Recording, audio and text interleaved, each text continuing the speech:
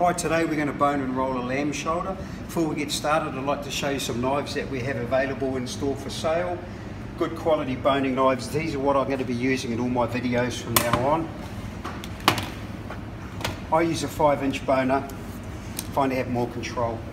Righto, from here, just clear around the neck, just a little bit of meat to clear out of there till you come to the edge of the rib bone. Trace that around across the brisket, just using the tip of your knife. Okay, just want to clear through.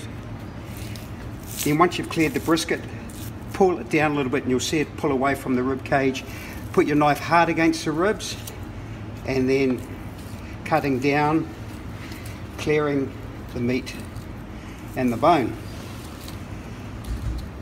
When you go down as far as you can, you've got the neck to clear, turn it around and just follow the bones. You don't have to be too particular there because you're not going to leave much meat behind. Keep your knife hard on the bone, and then there's a piece of rib bone across the back there. Cut backwards to clear off that, and then we've removed the ribs. There's a little bit of gristle at the back here.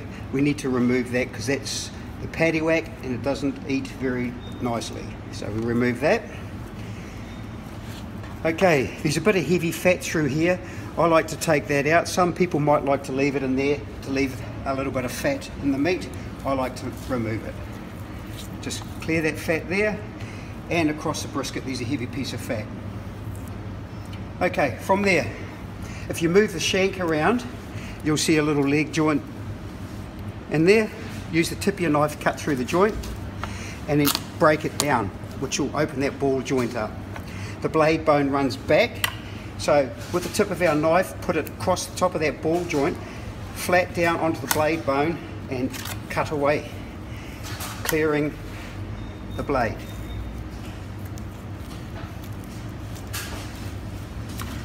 Once you've opened that up, that's your blade bone sitting there. Using the tip of your knife, just go across the top of the bone on both sides, and then point your knife, cut hard up onto that bone and hard back against the top of the bone. Same on that side, and then you should be able to just pull this bone off. Blade bone removed. Okay, we want to remove this knuckle. I'm going to leave this knuckle as a whole knuckle so we can roast it with the rolled lamb because it makes a nice roast. So there's the point of the joint there. Just cut around that like so. Turn it around and just bring your knife across the top of the leg bone, or sorry, the arm bone there, and just clear using the tip of your knife around that bone. These little knuckles are chewy, nice and yummy once you cook them up. They're the best part. We have a shoulder there.